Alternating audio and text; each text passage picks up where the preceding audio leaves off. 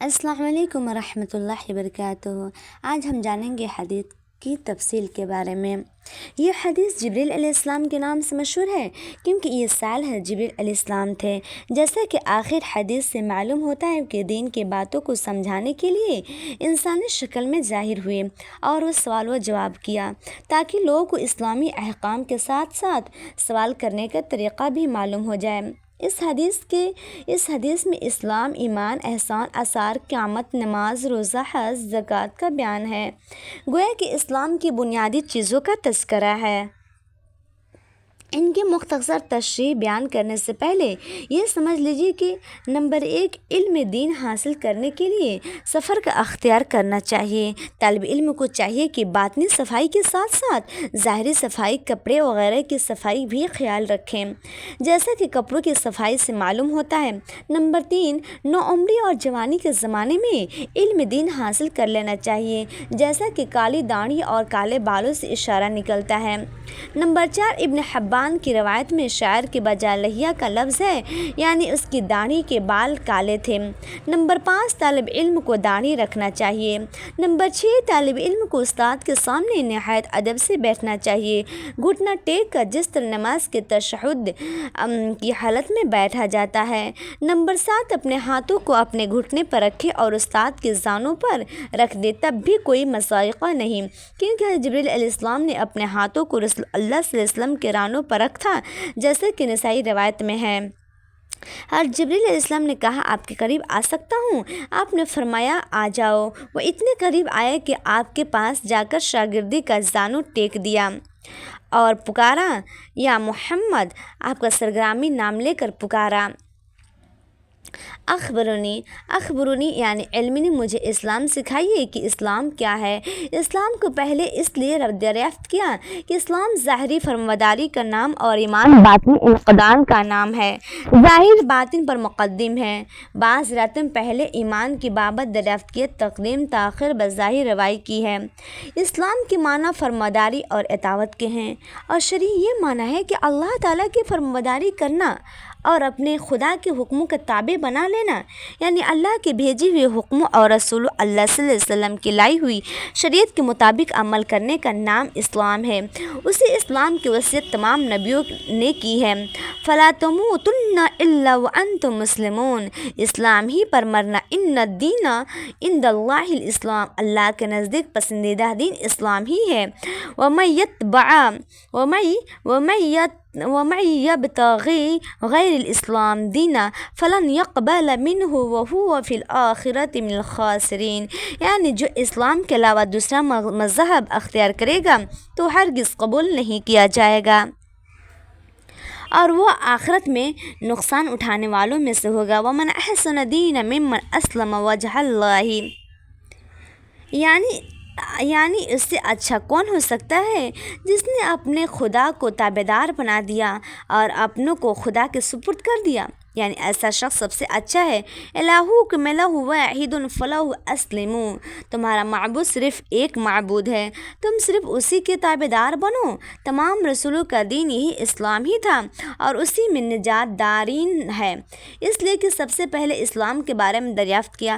رسول اللہ صلی اللہ علیہ وسلم نے فرمایا، یعنی اللہ کے فرمانبرداری یہ ہے کہ اس کے ایک جانو، اس کے ذات و صفات میں شریک مت سمجھو، اور اس کی بات گواہی دو کہ محمد صلی اللہ علیہ وسلم کے سچے رسول ہیں، اور نماز کی اطمینان سے ادا کرو، زکوٰۃ دو، رمضان کے روزے رکھو، اگر طاقت ہو تو بیت اللہ شریف کا حج کرو۔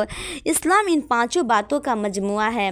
آپ صلی اللہ علیہ وسلم نے ایک حدیث میں فرمایا، بنی الاسلام علی خمس، اسلام کی بنیاد 5 چیزوں پر رکھی گئی ہے، اور یہی پانچوں اسلام کے ارکان ہیں، جن کا پوری تفصیل انشاءاللہ آئندہ بیان کروں گی۔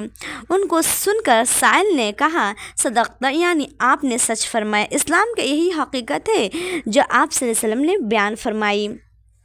حضرت عمر رضی اللہ عنہ فرماتے ہیں کہ ہم کو اس بات پر تعجب ہوا کہ یہ شخص دریافت بھی کرتا ہے اور جواب پا کر اس کی تصدیق بھی کرتا ہے۔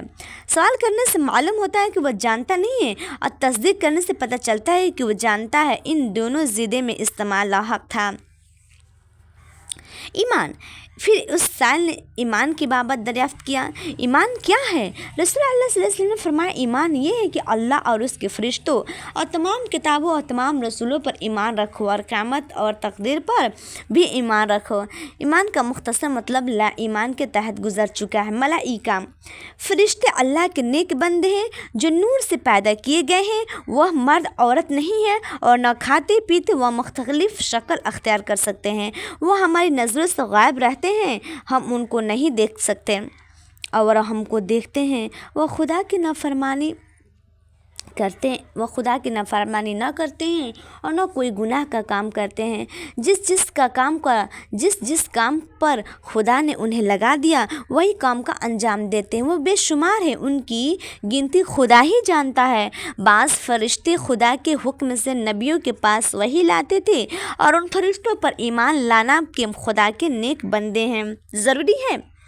اسی طرح خدا کی کتابوں پر ایمان لانا بھی فرض ہے، یعنی اللہ تعالیٰ نے اپنے مخلوق کی ہدایت کے لیے رسولوں اور نبیوں پر اپنی خاص کتابیں اتاری ہیں، اور ان کی تعداد بہت سی ہیں۔ بعض کتابیں میں زیادہ مشہور ہے جیسے قرآن مجید وغیرہ۔ تمام رسولوں پر ایمان لانا فرض ہے۔ تمام رسول خدا کے نیک انسان تھے جن کو اللہ نے اپنے بندوں کے پاس احکام پہنچانے کے لیے بھیجا تھا۔ وہ بہت سے گزرے ہیں، بعض کا بیان قرآن مجید میں آیا ہے اور بعض کا نہیں آیا ہے۔ حضرت آدم علیہ السلام پہلے رسول ہیں اور محمد صلی اللہ علیہ وسلم آخر رسول ہیں، ان کے بعد کوئی نبی نہیں آئے گا۔ گویا ہمارے نبی صلی اللہ علیہ وسلم پر نبوت ختم ہو گئی، آپ ہی خاتم المرسلین ہیں۔ قیامت پر ایمان لانا بھی ضروری ہے۔ ایک دن ضرور ایسا آنے والا ہے کہ یہ دنیا ختم ہو جائے گی، زمین آسمان ٹوٹ پھوٹ جائیں گے اور سارے انسان مر جائیں گے، پھر دوبارہ زندہ ہوں گے، میدان محشر میں حساب ہوگا، نیک لوگ جنت میں جائیں گے اور کافر دوزخ میں داخل ہوں گے۔ جنت، دوزخ، حساب کتاب، میزان وغیرہ سب حق ہیں۔ تقدیر کے معنی اندازہ کرنے کے ہیں، یعنی ہر نیکی، بدی، اچھی بری چیزیں کے لیے اللہ تعالیٰ نے علم ازلی میں ایک ہوگا، وہ سب اسی لکھی تقدیر کے مطابق ہو رہا ہے۔ اچھی اور بری تقدیر پر ایمان لانا بھی فرض ہے۔ اس حدیث میں ایمان کے سوال کے جواب میں ان 5 باتوں کا تذکرہ خصوصیات کے ساتھ کیا گیا ہے۔ قرآن مجید میں بھی انہی باتوں کا ذکر ہے۔ وَآمَنَ الرَّسُولُ بِمَا أُنزِلَ إِلَيْهِ مِنْ رَبِّهِ وَالْمُؤْمِنُونَ كُلٌّ آمَنَ بِاللَّهِ وَمَلَائِكَتِهِ وَكُتُبِهِ وَرُسُلِهِ، اس رسول نے اس چیز کو مان لیا ہے جو اس کے رب کی طرف سے اتاری گئی ہے، اور ان کے ساتھ مسلمانوں نے بھی اسے تسلیم کر لیا ہے۔ یہ سب کے سب اللہ اور اس کے فرشتوں اور اس کی کتابوں اور اس کے رسولوں پر ایمان لے آئے ہیں۔ نیز ایک جگہ اللہ تعالیٰ قرآن مجید میں فرماتا ہے، وَلَكِنَّ الْبِرَّ مَنْ آمَنَ بِاللَّهِ وَالْيَوْمِ الْآخِرِ وَالْمَلَائِكَةِ وَالْكِتَابِ، یعنی نیک وہ ہے جو اللہ اور قیامت اور کتاب الہی پر ایمان رکھے۔ اس حدیث جبریل سے معلوم ہوتا ہے کہ اسلام اور ایمان میں فرق ہے۔ حدیث رسول صلی اللہ علیہ وسلم نے اسلام کی وہی تفسیر بیان فرمائی ہے جو اس جگہ ایمان کی تفسیر میں ذکر ہے، تو دونوں کی تبعیت۔ احسان، سائل نے اسلام اور ایمان کے بعد تیسرا سوال احسان کے بارے میں کیا۔ احسان کیا ہے؟